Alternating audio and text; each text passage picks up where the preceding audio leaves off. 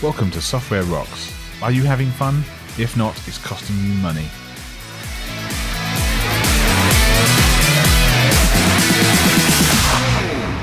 Welcome to Software Rocks, where I'm going to teach you how to take your software development from average to amazing. Today, how not having fun at the office is costing you money. 5 ways to bring fun into your development, and something you can do today to start making your development better. So, what do I mean by if you're not having fun, you're losing money?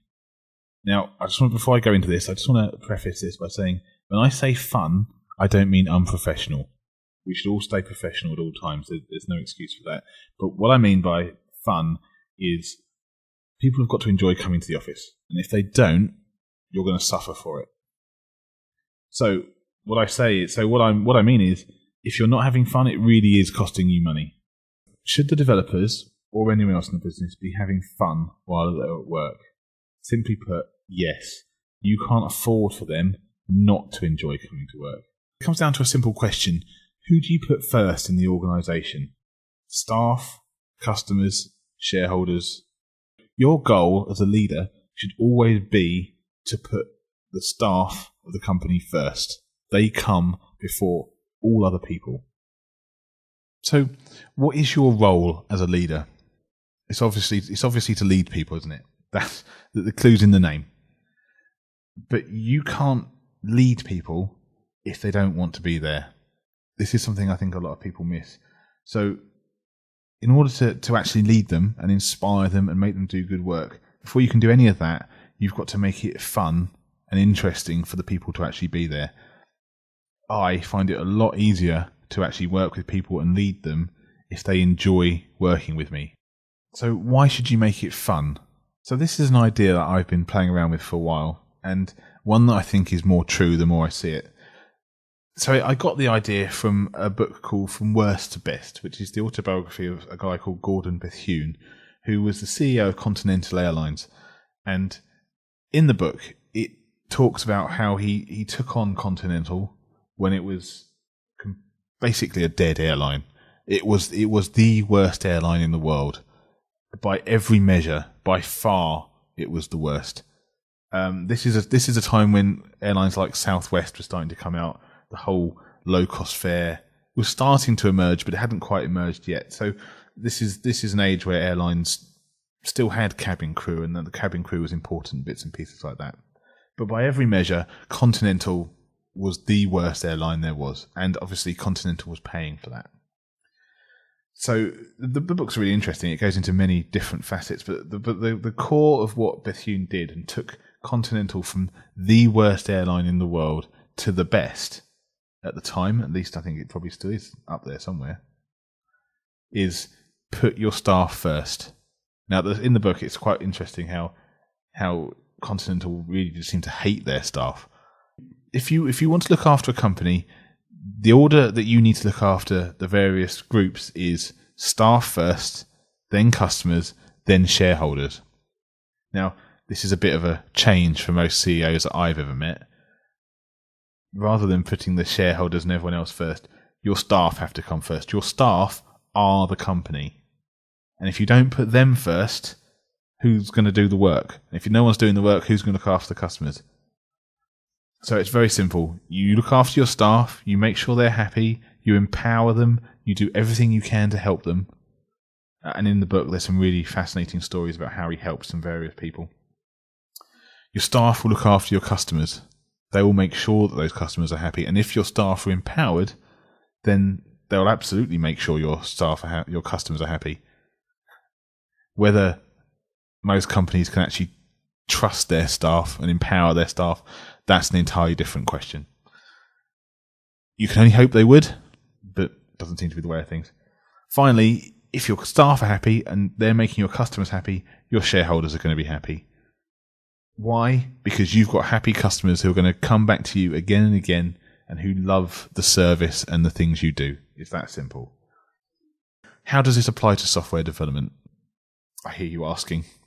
Software developers, testers, business analysts, all the other people that work around these fields, they're very expensive to get, they're very expensive to keep, and the work they do takes a long time. So you want them to be as productive as possible and to stay with you as long as you can possibly keep them. If you can make your workplace fun and interesting for these people, you're going to find that your sickness goes down and your staff want to be at work. So getting sickness down and staff being at work, that's a big bonus in its own right to start with. But if you can make them happy, that's probably the biggest productivity boost you can get. Happy workers are productive workers. But there are a couple of other benefits that you're going to get as well. One of those, and this is probably going to sound a little bit strange, if your staff are happy and they're having fun and they enjoy coming to work, they're going to be more relaxed. Now, in a strange way, by your staff being more relaxed, they're going to make less mistakes, and they're actually going to reinforce their happiness. They're going to enjoy coming to work because while they're working hard, and I don't think people work hard. A lot of people see me as a very calm individual, and that's because I'm very relaxed at what I do. I've been doing this for a long time now, so there really isn't anything that shocks me anymore. Even when you're in the middle of an emergency because servers are blowing up and other bits and pieces are happening, you've got to stay calm. You've got to be relaxed, and if you're relaxed, you'll make less mistakes. You'll make clearer decisions. So you want to make sure your staff feel relaxed and they have the confidence to do their jobs. So if your staff are relaxed, they're happy, they're not sick, they're productive, you're going to attract more talent to your company. That's how you need to see this. You need to make your workplace such an interesting and fun place to be. The best talent out there wants to come and work for you. They are literally banging down your door to try and get into this company. Now, if you're doing that and you've got talent coming to you, you're going to keep that talent. That's the other thing you need to think about. Actually, losing talent is very expensive. I'm going to talk about this in a minute. So you not only want to attract the best talent, you want to keep the best talent. And you're only going to do that by making it fun and enjoyable for them to be there. I've worked in plenty of places where they have absolutely amazing people and they treat them incredibly badly. And then they wonder why those incredible people just want to move on. They just want to find something else. It's because they come into work every day and they just don't feel the love. They just don't feel the passion. And speaking as a software developer, not feeling the passion is possibly one of the worst things you can ever do. You devote your life to this thing, and you work incredible hours. I mean, I don't know any other part of a company where you'll have your staff wake up at 2:00 in the morning and start working for you. That doesn't happen in accounts. That doesn't happen in sales. That doesn't happen in any other part of the business. But software developers and testers will be up at 1, 2, 3 o'clock in the morning and working hard. And strangely, they don't even expect massive amounts of money for that. Sometimes, and I know I've done this in the past, they do it simply for love, just because they want to turn out a good product. You're not going to get that if they don't feel passionate about coming to work, and they're not going to feel passionate about coming to work if they don't have fun at work. So having fun is the key to having passionate, happy, relaxed, hard-working staff. It's that simple. You've got all these things. You've got passionate staff. They're coming in. They love being there. They love working with you. Your code quality is going to go up for starters. It's a really very simple concept. Because they're so passionate, because they love working for your company, they want to make it better. They want to improve the fun. That's the thing. They actually want to make it such a pleasurable experience for themselves to be there and for the rest of their team. Your code quality goes up, and as soon as your code quality goes up, your defects go down. And as soon as your code quality is up and your defects are down and your staff are passionate, you become more profitable. It really is that simple. By having fun in the workplace, by making sure your staff really enjoy coming in the mornings, you will be more profitable. Why isn't making your workplace fun and enjoyable the primary concern for the management? So what is the primary goal of the management in your workplace? Because of all the places I've worked, only a few of them actually put having fun and enjoying the work somewhere on the agenda. For most of them, the concept of fun doesn't even appear. The concept of making your workplace an enjoyable workplace doesn't appear at all. Now, this is something that is quite common in software development companies, and you see it very keenly in startups, the concept of culture. And it is very much about the culture of the company. The company should be dedicated to fostering a very specific culture. And if your company doesn't have that, you have to start asking yourself why. Why is the company not keen on creating a very specific culture? Because it's through the culture that you're actually going to get the best talent. It's through the culture that you drive what product it is you're going to make. And it's through the culture that ultimately you make your money. What if I said to you that not doing this, not putting fun and enjoyment top of your agenda, is actually costing you money? Not just a little bit of money either. What I'm going to do is I'm going to go through some numbers in just a moment. But what if not doing this is actually costing you tens of thousands, if not hundreds of thousands of pounds a year, every year? Suddenly it stops going, oh yeah, that's a bit of fun, to actually, hold on a second, this is actually costing us a lot of money. Why are we not sorting this problem out? Let's just take one aspect of a company, which is recruitment, and let's see what that costs if you have to replace your staff. Let's imagine you have a software development department of around 10 people, and every year, half of them go.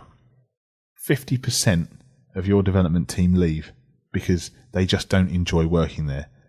That's pretty bad. A 50% turnover is pretty awful, but not uncommon. That's the problem. It's not uncommon at all. I was talking to somebody this week who works for a very large outsourcing company, very, very well known, and their staff turnover is 50% every single year. That's a lot of knowledge and talent and skill and understanding just walking out the door and taking that to somewhere else. I don't think companies can afford to do that, especially not with software developers and testers. The knowledge they have on your products is so key and so vital to the running of your business, you can't afford to let them go. But let's just take a look at some simple numbers. Yeah, people leaving, that's tragic, happens every day. What do we care? Okay, let's talk about some numbers. Let's imagine the average, so you've got 10 staff, half of them go, they're on an average salary of 50 grand a year. To get a new person in, not only do you waste a massive amount of time on the actual recruitment process, and when I say massive, I mean absolutely huge. I'm pretty sure most of you probably already understand the actual problem that is recruiting people. It's another topic for me. I'm working on that one. I'm trying to put together an actual book on that, and that's something I'm going to do very soon, because it's something that so many people getting so wrong and so inefficient. But anyway, put that to one side. Let's imagine actually finding someone cost you nothing. You snapped your fingers and tomorrow somebody appears. Brilliant. I can replace my 5 staff tomorrow with 5 more people. Fantastic. Problem is, every time you do that, you've got to pay commission to an agent to actually find those staff, assuming you're not finding them directly. Different topic. Last time I was recruited into a company, I know that the agent, off the back of my salary, got a payout that was just under 10 grand. They got £10,000 for placing me in that company. So you do that for 5 people, that's £50,000 a year you're spending on just replacing your staff. And I'm not even considering actually paying them or paying them to leave or putting them on garden leave or other bits and pieces, let alone all the knowledge transfer you've got to do. So you get a new member of staff. It's not like they're efficient tomorrow, but just purely on the numbers of the fact that they left you cost you £50,000 a year. Now, in my book, I couldn't afford to lose that sort of money out of a company yearly. I just can't accept it. Not on. Let alone the fact that £50,000 a year is the price of a whole nother developer. That's a whole extra person that I could have on the team every single year turning out more work. So you've got this new person. How much productivity do you lose from the rest of the team? You're going to lose somewhere around about 20%. So you've got a team of 10 people, you replace one of them, One of the other people is going to have to help that person out, but it probably won't be one of them. It'll probably be a few of them having to help this person out, help them understand. That slows everybody down. So you're easily going to lose 15 to 20% productivity. How much is that worth to the company? So let's imagine you lose 15 to 20% of your productivity for 3 months. That's a lot of work that you weren't able to do simply because these people left. So the third problem to that is obviously you're actually making the workplace a little bit worse. Again, a lot of places that I've worked, they don't understand the importance of culture. They don't understand, or they didn't understand the importance of having a workplace where people actually wanted to be there. So consequently, they turned staff over pretty quick. They got rid of all the core people who were actually trying to run it and all the people who were trying to drive some sort of culture, ultimately replacing them with people they could just get. You're not only introducing potentially people who have a very different culture, you're introducing people who are potentially less skillful. You're going to lower their morale. It's that simple. You're going to lower the morale of all the people you've already currently got, people who've already put a lot of work in with you. You're slowly making it worse and worse for them. So eventually, all the people who know everything about your product will leave. And where do you stand then?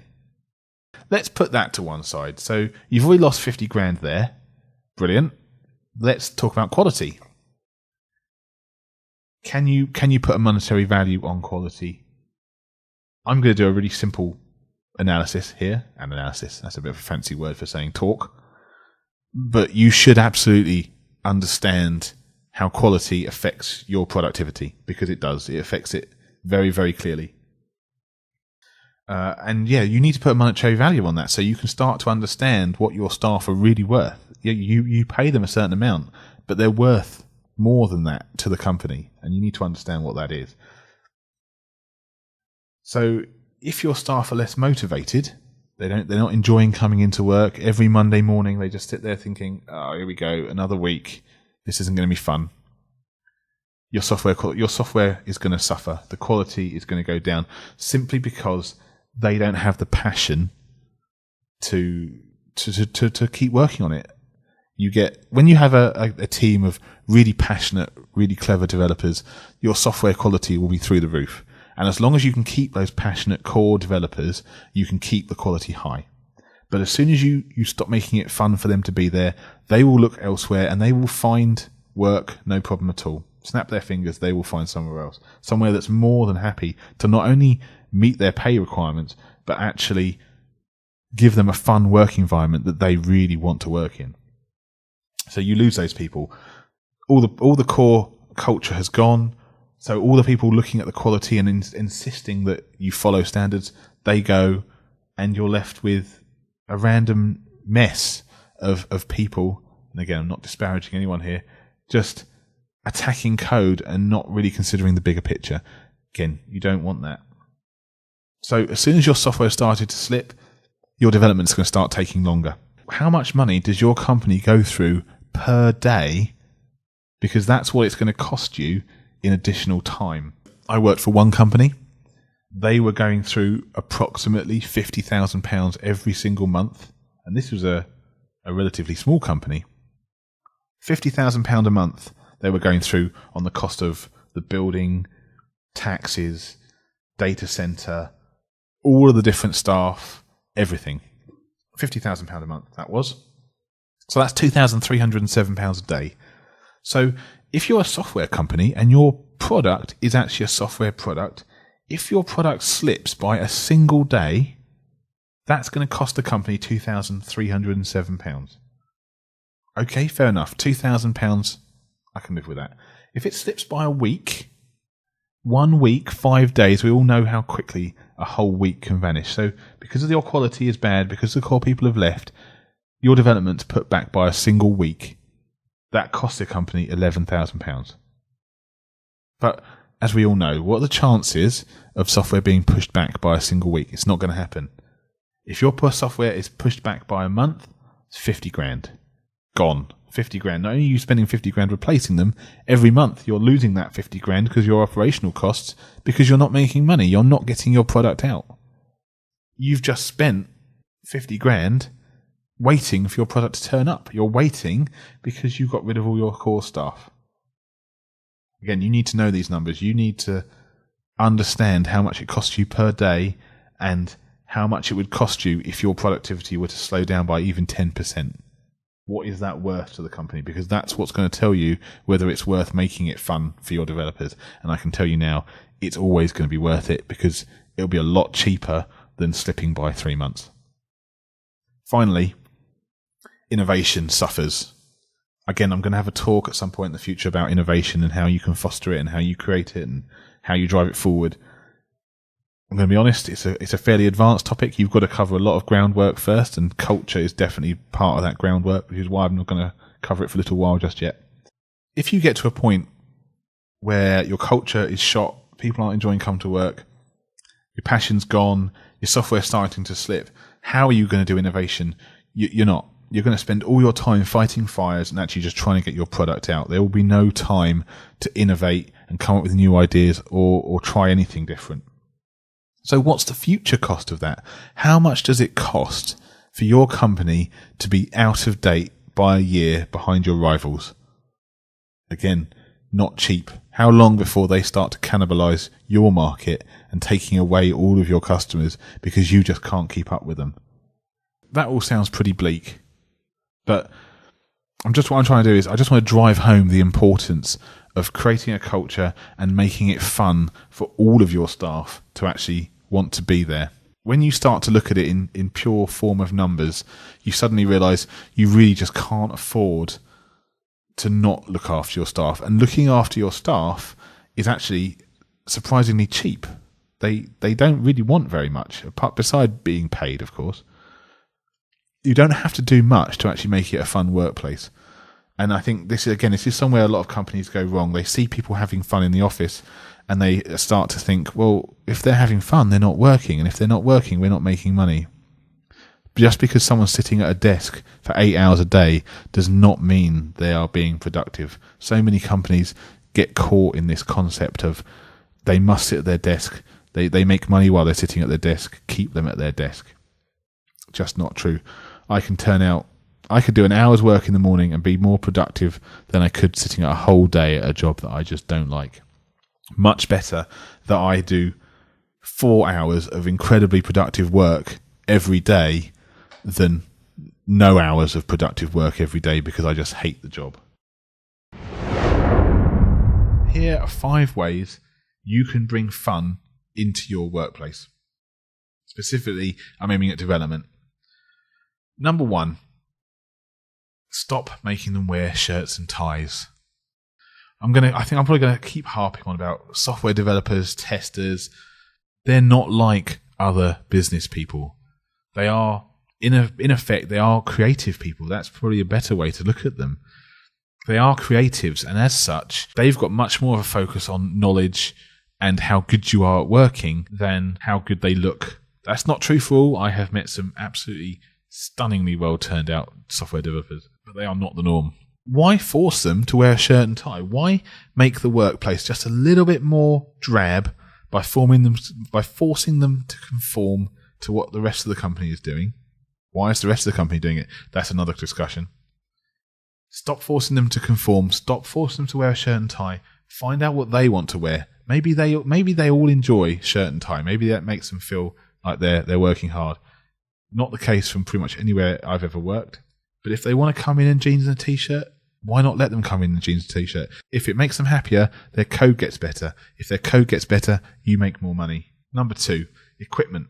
So a software developer says he wants 3 monitors. Why not just get him 3 monitors? Why not give all your software developers 3 monitors? What's the actual cost of that? Hundreds of pounds. What's the benefit? Doubles their productivity? Triples it?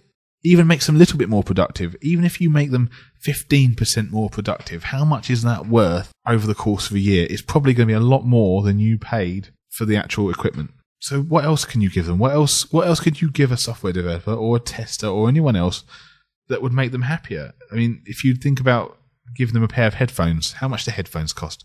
Next to nothing. But again, you're making it an interesting, fun workplace. You're making it a place they want to go because they get given these little toys, which cost the company very little, but makes staff a lot happier.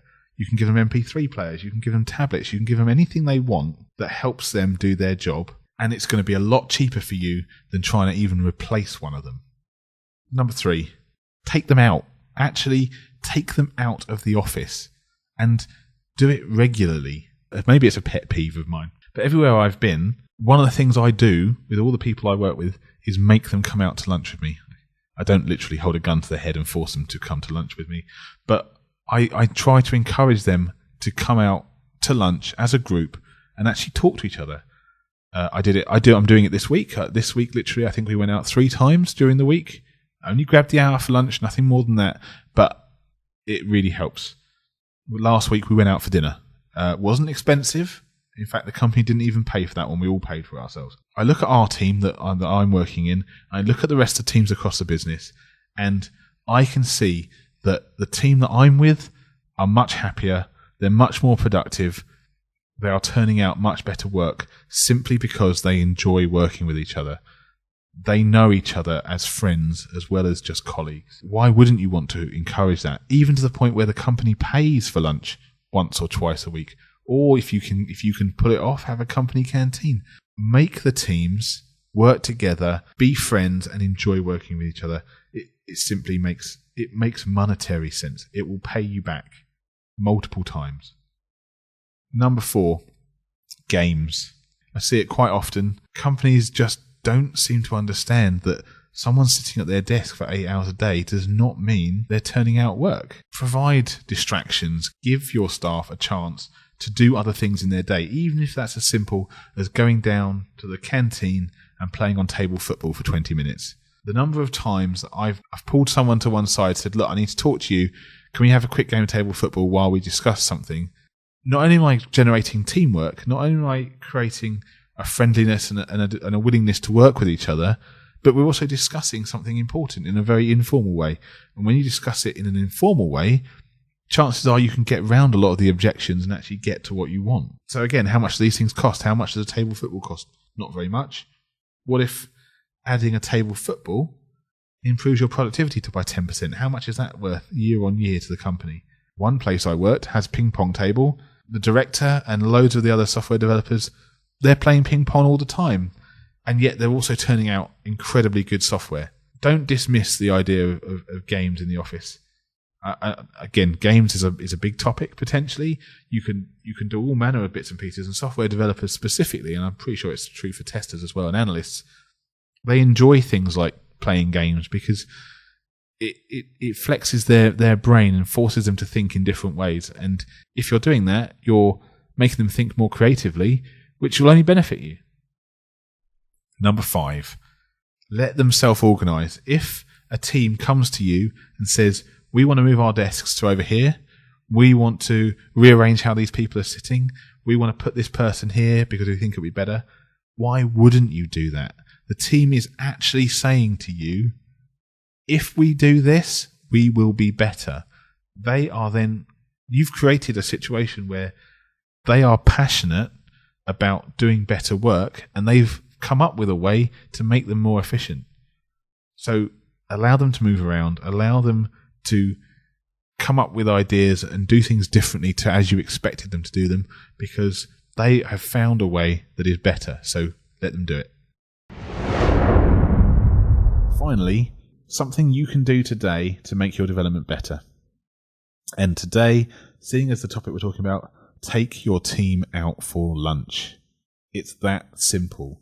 The thing is, I'm not even saying the company has to pay for lunch. It doesn't matter if the company pays or not. It's always nice if the company pays. That's always a bonus. But get your team together, grab them this morning, ask them what they're doing for lunch, and tell them that they're all going to go out and they're going to go somewhere. Might be a cafe around the corner, might be the pub for lunch. Whatever it is, doesn't matter. Get them out, get them having lunch, get them talking to each other. Start improving your culture today. That's it for today. I hope you enjoyed it. We covered a couple of bits and pieces today, all around why you're not having fun at the office. Not having fun is costing you money. I hope I've showed that to you today. So we covered why not having fun and not having a good culture is costing you money. 5 ways you can bring some fun into your development. and something you can do today to actually start improving it. Thanks for listening. For more information in the show notes, go to softwarerocks.tv/2. Don't forget, if you like the show, please give us a review on iTunes or Stitcher or SoundCloud or whatever it is you're listening to this on. It helps me. It helps get the word out. It helps say that we're doing some good work. It helps other people like you actually find the good shows that are out there. Alternatively, feel free to get in touch, drop me some questions. What's your workplace like? Is your workplace fun? How could they improve your workplace to be fun? Who knows? Maybe you've got some fantastic ideas, and if you have got some fantastic ideas, why are you not telling them about it? But if you can't tell them, tell me. I would be fascinated to know what your workplace is like, what they're getting right and what they're getting wrong, because there's some fantastic places out there, and I would love to know which ones they are. So email me, andrew@softwarerocks.tv, or you can join the Facebook group, and you can sign up for the newsletter, and I'm working on an extra bit of content that I can give to people who are on the newsletter. Or you can follow me on Twitter @AndrewBinstead. Thanks for listening. I hope your development just got a little bit better.